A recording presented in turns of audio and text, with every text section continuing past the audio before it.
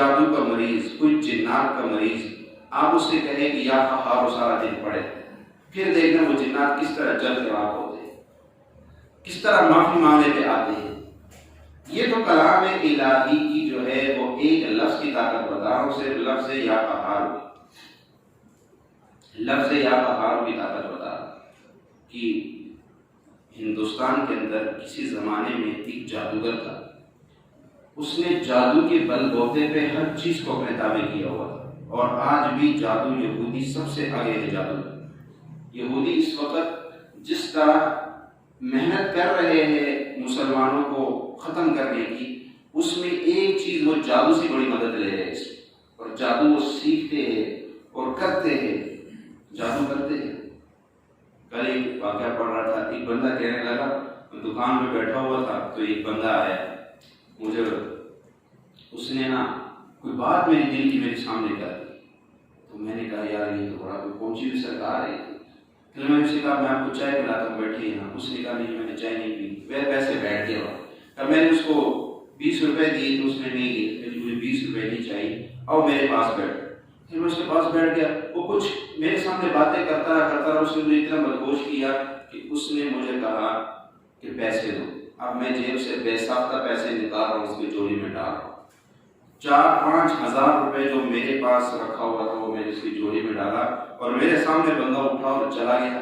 بعد میں مجھے ہوش آئی میں نے کیا کر دیا۔ ایسی نظر بندی، یہ جادو کی قسم ہے، نظر بندی کر دی، دماغ کو بند کر دیا۔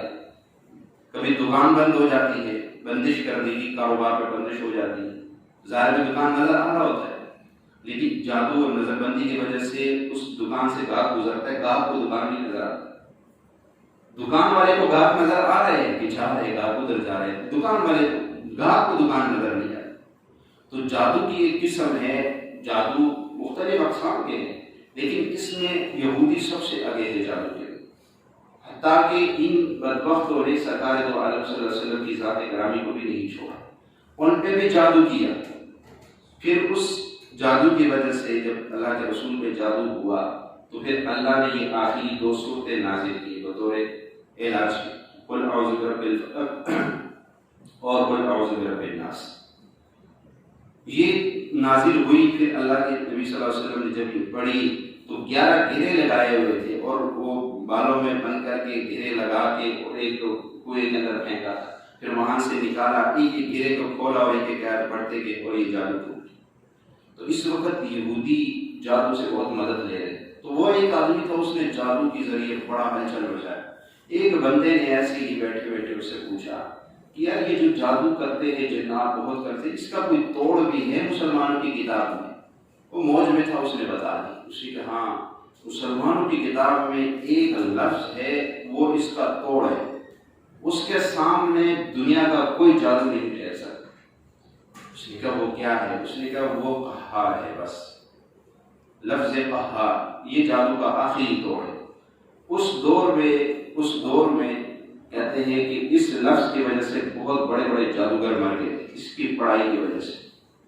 یہ لفظ یا قہار، اس کی اتنی تاثیر ہے، اور یہ میں ویسے نہیں کتاب سے پڑھ کے نہیں بتا رہا ہوں، یہ میں نے خود زندگی میں آزمایا ہوا ہے۔ بڑے بڑے لوگ، میں نے جس بیمار کو دیا ہے وہ خود آ کے کہتا ہے کہ خواب میں جنات آ کے کہتے ہیں اس لفظ کو چھوڑ دیں، مجھے مار۔ حتیٰ کہ شروع میں اس لفظ کو جب میں نے بتانا شروع کیا تو مجھے جنات تنگ کرتے تھے اور کہتے تھے یہ وظیفہ نہ بتایا کرو کسی کو، یہ وظیفہ اور جو مرضی بتا، یہ نہیں بتا، یا ہارو نہیں بتانا بس۔ کئی دفعہ مجھے گریبان سے پکڑ کے اٹھایا کہ کیوں یہ بتاتے لوگوں کو، بہت تنگ کیے ہوئے، اور میں جس کو بتایا کہ یہ تو جو ہے اس کو تنگ تو لازمی کرتے، لیکن آخر میں ہاتھ جوڑ دیتے، کیوں؟ اس کی تاثیر یا قہار، اسے قہر برس رہا ہوتا ہے۔ ہم عاملوں کے پاس جاتے ہیں، آج کل اللہ معاف کرے کاروبار لوگوں نے بنایا ہو اس چیز کو۔ اللہ کا کلام ہمارے پاس ہو، قرآن و حدیث ہمارے پاس ہو، پھر بھی ہم در در کے بھکاری بن کے پھر رہے ہو، کتنی افسوس کی بات ہے۔ اتنی طاقتور کلام، وہ ایسی ہی نا، ایٹمی طاقت ہونے کے باوجود بھی ہم ذلیل ہو رہے ہیں۔ ایک تو ملک ہے نا ایٹمی طاقت کے باوجود ذلیل ہو رہے ہیں، ایک مسلمان ہے، ایٹمی طاقت ہمارے پاس، سب کے پاس ایٹم بم موجود ہے، ہر بندے کے پاس موجود ہے، اور وہ اللہ کا کلام ہے۔ کوئی دشمن اس کے سامنے نہیں پھیل، ہم اس سے نفع نہیں حاصل کرتے، اس کو پستے پش ڈال دیا، اس پہ تدبر اور غور نہیں کرتے۔ یہ پڑھنے کی بھی کتاب ہے، یہ تدبر، افلا یتدبرون القرآن، قرآن کے اوپر تدبر، سوچ کرو کتنی طاقت کا خزانہ اللہ اس میں رکھا ہوا۔ ایک ہندو تھا، مسلمان ہو گیا، بڑا وہ جادو وغیرہ یہ اس کا کام تھا، تعویذ۔ تو وہ جب مسلمان ہوا اس نے کہا کہ ہمارے حضرت کو کہنے لگا کہ میں حیران ہوں ان مسلمانوں پہ کہ میرے پاس آ کے کہتے تھے ہمارا کاروبار نہیں چل رہا، ہمیں کوئی کچھ دو، میرے پاس آ کے کہتے تھے گھر میں لڑائی جھگڑے کوئی حل بتاؤ، کہتے میں ہندو ہوں، ان کے پاس اللہ کا کلام موجود ہے، یہ پھر بھی میرے پاس آ کے میں ان کے اوپر افسوس کرتا ہوں۔ قرآن کی ایک آیت میں اکثر بتاتا ہوں، افحسبتم انما، سورۃ المؤمنون کی آخری 4 آیتیں 28 پارے میں، اس کے بارے میں اللہ کے نبی نے فرمایا اگر کوئی یقین کے طاقت سے اس کو پہاڑ پہ پڑے گا تو پہاڑ اپنی جگہ سے ہل جائے گا۔ اب اتنے طاقتور آیتیں ہمارے پاس موجود ہو، پھر بھی ہم کسی کے پاس جا کے ہاتھ پھیلائے، چوری پھیلائے، سرکار کو رحم کرو، رحم والی کتاب تو اللہ نے تمہیں دی ہے، وہ تو بس پہ کچھ ڈال دی، پھر تو ضلالت مقدر میں ہوگی۔ اب یہ یا پہاڑوں کا میں بتا رہا ہوں کہ اتنے لوگوں کا اس سے علاج ہوا ہے، جادو، جنات، ٹینشن، پریشانی، دماغ پہ بوجھ آنا، ہر وقت سوچوں میں گم ہونا، بوجھ آنا، یہ ساری چیزیں اس چیز کی علامت ہے، یا تو نظر بد ہے یا جادو ہے۔ اس کا علاج یا پہاڑوں ہے، کر کے دیکھیں کیا کمال دکھا۔ ہم چاہتے ہیں کہ ہمیں خود لڑنا نہ پڑے، بس ہم کسی کو پیسے دیں اور وہ یوں نقش بنائے اور کام ہو جائے، تو یہ بہت کم ہوتا ہے۔ ایسے کوئی کسی کی جنگ نہیں لڑتا۔ آپ کے محلے میں اگر کسی کی لڑائی 2 بندوں کی ہو رہی ہو تو آپ بیچ میں جا کے لڑائی اپنے سر لیں گے؟ آپ آپس میں لڑیں، مجھے کیا ہے؟ اگر وہ بندہ کہے یار میں تمہیں 5000 روپے دے رہا ہوں، یہ لڑائی اپنے سر پہ لے لے، آپ 5000 اگر لاکھ بھی دے گا تو آپ کہو گے بھائی لڑائی ہے، اس میں کل قتل بھی ہو سکتا ہے، میرے بچے بھی مر سکتے ہیں، میں بھی مر سکتا ہوں، لاکھ روپے کے لیے میں جان دے دوں؟ کیوں لڑو گے؟ کبھی بھی نہیں لڑو گے۔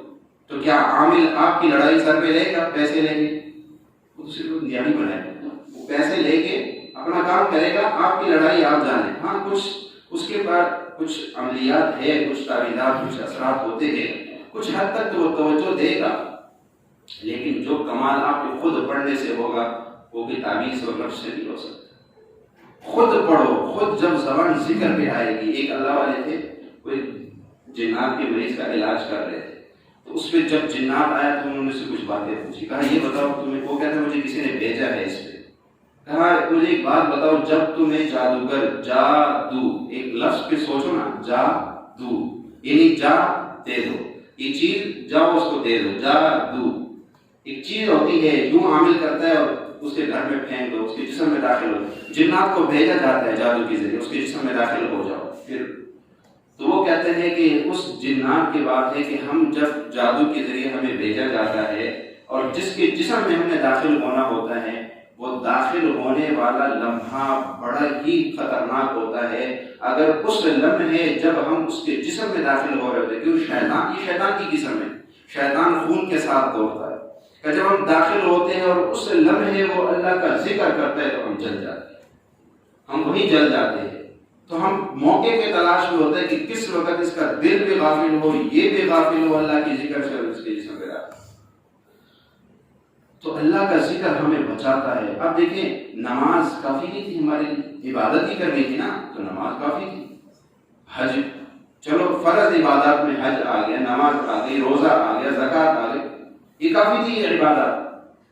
پھر یہ قدم قدم پہ مصنوع دعائیں کیوں ہمیں بتائی گئی؟ واش روم میں جاؤ تو یہ دعا پڑھو، واش روم سے نکلو تو یہ دعا پڑھو، مسجد میں داخل ہو تو یہ دعا پڑھو، مسجد سے نکلو تو یہ دعا پڑھو، کھانا کھانے بیٹھو تو یہ دعا پڑھو۔ بھائی نماز پڑھ کے کھانا کھا لو، نماز ہی کافی نہیں تھی کھانے کے لیے؟ وہ بھی تو اللہ کا کلام کہ کھانے کے لیے بیٹھنا ہے تو اسپیشل دعا بتائی گئی ہے۔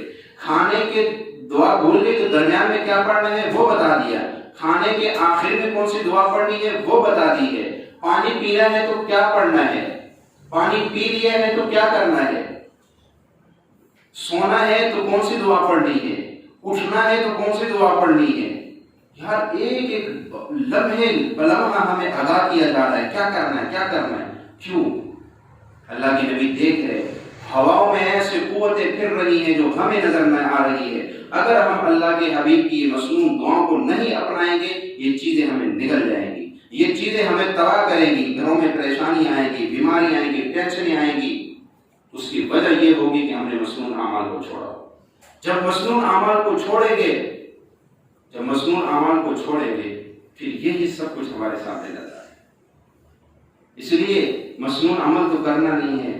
دیکھیں میں تعویذ کا, نقش کا جو ہے وہ انکار نہیں کرتا ہوں, اس فرحت ہے تعویذات ہے, ٹھیک ہے, لیکن میں کہتا ہوں کہ دیکھو پہلے تو اپنی زندگی میں دین کو تو لے آؤ نا. اب ایک نقش تمہارے گلے میں ڈالا ہوا ہے, نماز تم نے نہیں پڑھنی, قرآن کی تلاوت تم نے نہیں کرنی, مصنون دعائیں تم نے نہیں پڑھنی. اب یہ نقش کب تک چلے گا, کب تک تمہاری حفاظت کرے گا, خود سوچو. اس لیے اپنی حفاظت خود کرنی ہوگی دعاؤں کے ذریعے. اللہ کے نبی نے دعائیں بتا دی ہے, یہ دعا پڑھو, یہ پڑھو. مصنون دعاؤں کی کتاب لے, اس میں ہر لمحہ بلمحہ کی دعائیں آپ کو مل جائیں گی. پڑھے تو صحیح. میرے حضرت کو ایک بندے نے خط لکھا چکوال سے. اس نے کہا کہ یہ آپ سے سنا تھا کہ جو رات کو سوتے وقت یہ دعا پڑھتا ہے, اللہم بسمک اموت و احیا, چھوٹی سی دعا ہے, جو اس کو پڑھتا ہے اس کے چارپائی کے چاروں طرف فرشتے حفاظت کے لیے آسمانوں سے اتر آتے ہیں اور کھڑے ہو جاتے ہیں, اور صبح تک اس کی حفاظت میں معمول ہوتے ہیں, صرف ایک دفعہ پڑھنے سے. وہ کہتا ہے کہ میں نے یہ دعا رات کو پڑھتا تھا ایک تسبیح 100 دفعہ پڑھی, اور پھر اللہ سے رو کی دعا مانگتا تھا کہ اے اللہ مجھے تو کوئی اس میں شک نہیں ہے, مجھے اس میں شک کوئی نہیں ہے, لیکن میں اطمینان قلب کے لیے کہہ رہا ہوں کہ اللہ وہ فرشتے مجھے دکھا دے جو آسمانوں سے اترتے ہیں. یہ جو چھوٹے بچے ہیں یہ فاصلہ میں بیٹھے, چھوٹے بچوں کو یہاں سے اٹھائے پیچھے چلے جائے اور جو نشان لگے اس کے اوپر بیٹھے. تو وہ کہنے لگے کہ میں نے اللہ سے دعا کی, کرتا کرتا اللہ نے ایک دن مجھے دکھا دی. میں اس دعا کو پڑھ کے سویا, میں نے دیکھا نورانی مخلوق آسمانوں سے اتر رہی ہے, اور میں دیکھتا ہوں کہ میرے چارپائی کے چاروں طرف نورانی مخلوق کھڑی ہوئی ہے. اللہ, یہ ہے اسلام کہ قدم قدم پہ ہمیں حفاظت بھی دے رہا ہے, قدم قدم پہ ہمیں عافیت بھی دے رہا ہے, قدم قدم پہ ہمیں برکت بھی دے رہا ہے. پھر بھی ہم اس کو فالو نہیں کرتے, صرف نام بس, میں مسلمان ہوں, میں کسی ہندو عیسائی کے سامنے کھڑا ہو گیا ہوں, میں مسلمان ہوں. وہ کہتے ہیں تمہارے اندر اسلام کی کون سی چیز ہے مجھے دکھاؤ گا. پھر ہمارا کیا جواب ہو؟ اسلام پہ ہم کتنے چل رہے ہیں یہ خود ہر بندہ اس کا خود اندازہ لگا سکتا. میرے بھائی اللہ نے ہمیں کلام دیا ہے, یقین ہے. ابھی رات کی بات ہے, میں اپنے حضرت کی مجلس میں گیا ہوا تھا, تو ایک آدمی کھڑا ہوا کچھ پوچھ رہے تھے تجربات میں. یہ جو آخری 5 صورتیں 6 بسم اللہ, سورۃ الکافرون, اذا جاء نصر اللہ, یعنی 4 قل اور 1 اذا جاء نصر اللہ, یہ 5 صورتیں ہو گئی. 6 بسم اللہ کے ساتھ جو بندہ اس کو پڑھے گا سفر میں جاتے ہوئے اس کا سفر خیر وافیت کے ساتھ. کیوں؟ ایک صحابی آئے اللہ کے رسول, یا رسول اللہ میں سفر پہ جب جاتا ہوں میرے پاس مال سب سے زیادہ ہوتا ہے, سواری میرے پاس سب سے زیادہ اچھی ہوتی ہے, اس کے باوجود بھی میرا سفر سب سے زیادہ مشکل والا ہوتا ہے. کیا ہو؟ اللہ کے نبی نے فرمایا جب تم سفر میں جاؤ تو تم گھر سے نکلتے وقت یہ عمل کر لیا کرو, 5 صورتیں 6 بسم اللہ, یعنی قل الکافرون کے شروع میں بسم اللہ, پھر اذا جاء نصر اللہ پڑھنے کے شروع میں بسم اللہ, ہر صورت کے شروع میں بسم اللہ ملا لیں, پھر آخر میں ایک دفعہ پھر بسم اللہ کہو, تو یہ 6 بسم اللہ 5 صورتیں ہو. اور اس کو پڑھو, تمہاری سفر آسان ہو جائے. اب ہم ایک سفر پہ چل رہے ہیں, یہ زندگی کا ایک سفر ہے, اگر اس کو آسان بنانا ہے اس عمل کو. تو ایک لڑکا کھڑا ہوا ہے جوان, اس نے کہا کہ جی میں کاروبار کام کرتا ہوں, کسی چیز کا مکینک ہوں. تو وہ کہنے لگا کہ میں اب اس عمل کی وجہ سے میں نے لوگوں کا کام لینا بند کر دیا, میرے پاس اتنا کام جمع ہوا ہے کہ میں کہتا ہوں بھائی میرے پاس وقت ہی نہیں ہے کام کرنے کا, جاؤ کسی اور کو دو یہ کام. اس کا مطلب ہے کہ وہ کہتا ہے میں نے پیسے نہیں لینے ہیں, جاؤ یہ پیسے کسی اور کے دے دو. کام کریے, کام کو ٹکرانا یہی ہے نا, پیسے کو ٹکرا رہا ہے. لوگ کہتے ہیں کرونا ہے, حالات بڑے خراب ہو گئے, گزارا نہیں ہو رہا ہے, اور وہ کہتا ہے کہ میں پیسوں کو ٹکرا رہا ہوں. اس کا کیا کرتے ہو؟ اس یہ 6 صورتوں, یہ 5 صورتیں 6 بسم اللہ والا عمل کرتا ہوں. کتنا کر لیتے ہو؟ کہ دن میں بھی 300-400 دفعہ پڑھ لیتا ہوں, اور اس کی برکت سے اللہ ایسی روزی دے رہے بارش کی طرح. ہمارے پاس اتنی طاقتور اعمال موجود ہے, بندشیں ختم ہو جاتی ہے. یہ جادو کا آخری توڑ ہے یہ 5 صورتیں 6 بسم اللہ. زندگی کو آسان بنانا ہے, پریشانیوں کے بغیر زندگی گزارنی ہے, بیماری کے بغیر زندگی گزارنی ہے, پھر ان 5 صورتیں 6 بسم اللہ سے دوستی کرنا. اس کو پڑھنا شروع کر دو، پھر دیکھنا زندگی میں کیا انقلاب